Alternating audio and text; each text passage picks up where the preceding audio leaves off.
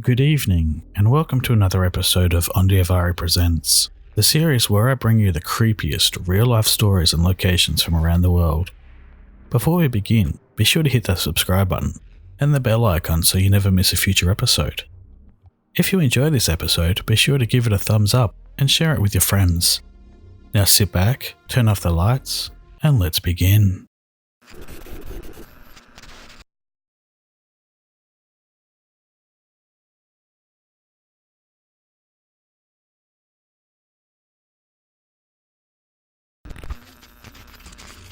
It doesn't matter if you believe in aliens or not. The idea of anything that can observe you, or even take you away without your knowledge, is terrifying.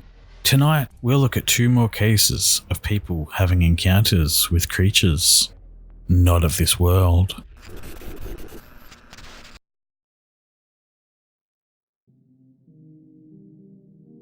I was 17. I am now 30. I've had many years to reflect on said event, and I'd like to get some outside opinions. The events of this night have never sat well with me. I had gone camping at a campground outside Peterborough, Ontario. The year was 2006. There was a group of 6, 4 females, 2 males, all of us in 11th and 12th grade. Our second night I hadn't drank as much as the first night, so I recollect this night very well compared to the first night. I recollect well of what I can remember, the rest is blank. The second night, my gut was still recovering from the first night, so I only had one drink this particular evening. We were having a great time sitting around the campfire and just doing what teenagers do. We had marshmallows, hot dogs, burgers, etc. At a later point in the evening, we all decided to go on a group walk, as some of us were much more intoxicated than others, me not even intoxicated. We had gotten bored and wanted to see if there were any other young campers around our age we could meet. At some point, I was separated from the group.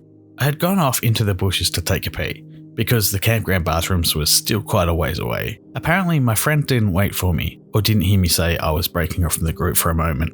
I remember squatting to pee, and that's it. I remember having my pants around my ankles, and then nothing at all. It was around 2 a.m. at this point. I maintain that I had only one alcoholic drink that night and was not intoxicated. The next thing I remember, I was walking, more stumbling through the woods. I felt extremely disoriented, dizzy, off balance. I stumbled and fell to the ground, hit my forehead on a relatively small rock. I rolled over onto my back and looked up. I could see the sky was beginning to lighten. It was pitch black when I had departed from the group. I rubbed my forehead and my eyes to be sure the sky was indeed getting brighter. I stood up and looked around. I could hear my friends talking, which confused me. If the sky was light, I must have been lost for hours, at least 2 or 3. I walked out of the woods. When I emerged, my tent mate saw and yelled to me, "Where the fuck have you been? We looked for you for 2 hours. We just got back to the campsite about 30 minutes ago." This confused me because I had emerged on the opposite side of the road, but directly in front of the campsite we had rented. However, we were not in this end of the park when I had broken away from the group to pee. We were at the opposite side of the campground when I had gone missing. The 5 others confirmed this. I had no explanation of what happened and said, "I just walked away for a second." I said to wait for me, and they saw I was shaken and legitimately upset and confused as well, and dropped it. My tent mate and I turned in for the night, and he asked me again what happened, and I reiterated what I remembered. I was peeing, pants around my ankles, and then nothing until I fell and hit my head on the rock. He was sober at this point and still confused. He hugged me, and we settled in for about an hour of sleep. Sleep didn't come. He seemed genuinely worried because he knew there was no way I should have emerged from the forest where I did. If anything, I had been wandering for 2+ hours. I should have found the paved trail that allowed vehicles to access the campsites. Anyways, it's not a very exciting story, but as a lost party that stumbled out of the woods in an entirely different area, it's very unsettling for me. Sadly, this is not the only time I had walked away for only a moment and was lost for hours. Another time, same friends and more. It happened again, but we were in our suburban hometown, and I was later found to be sitting on the front lawn, again with no recollection of the prior 2 hours. Is this a case of one of those missing time abductions we hear so much about, or simply a faulty memory? If it had only happened once, you could write it off as a bad memory, but the fact there were witnesses to her going missing and appearing on the wrong side of the camp makes me think there is more to this story. Much more.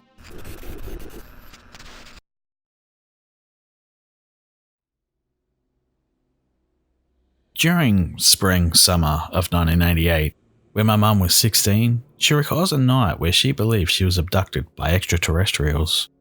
At approximately 10 PM on a spring-summer night of 1988, my mum walked her then boyfriend to a bus stop down her street, which was only a 2-3 minute walk from her house. Her boyfriend lived about 20 kilometres away, and to get home he had to catch a bus to the train station, catch a train, then switch train lines, where he would then switch train lines at a further station and walk the rest of the distance, which would take approximately 70 to 90 minutes. My mum recalls saying goodbye and watching him leave on the bus. She then walked back home, and when she arrived home, the phone was ringing, and when she answered it, it was her boyfriend. At first she did not believe it was him, and then she asked if he was calling from a payphone at the train station. He explained to her that he was calling from his home phone.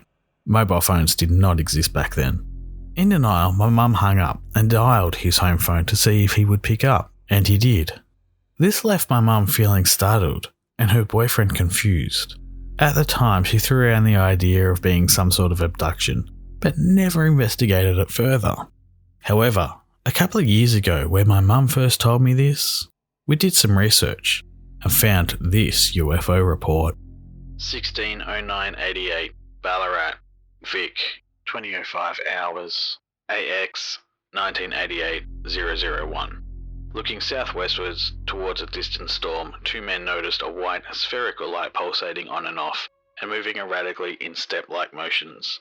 The noiseless object quickly moved in a northeasterly direction until it was lost from sight after about 5 minutes. During the spring of 1988, a UFO was spotted around 8 PM in a town about 135 kilometres away from where my mum was living.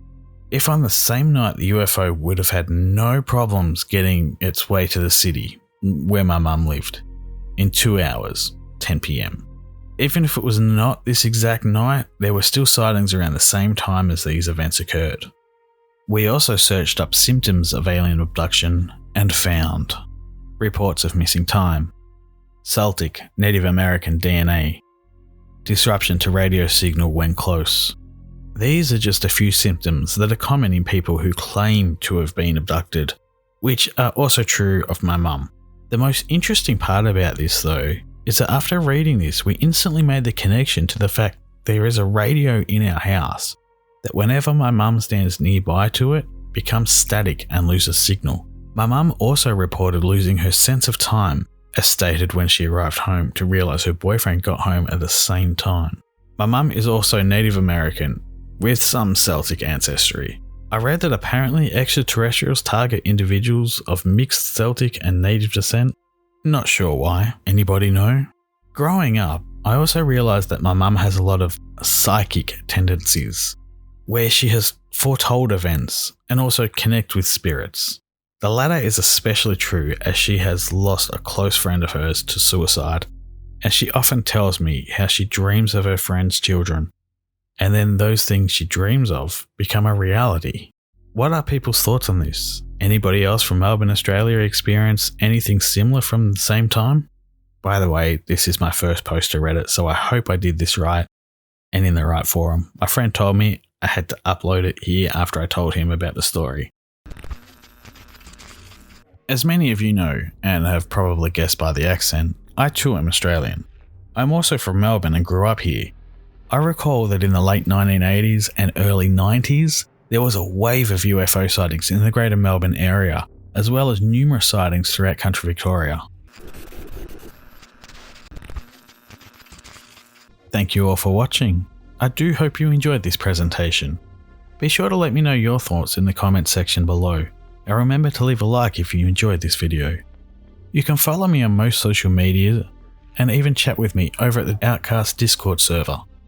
If you really enjoy what I do, consider supporting me on Patreon from as little as $2 a month. There are rewards, sneak peeks, and other Patreon-only exclusives. There is now official Join the Cult merch available from Teespring, so be sure to check that out too. All links are available in the description below. Thank you again, and remember, it's always scarier when it's real. Good night.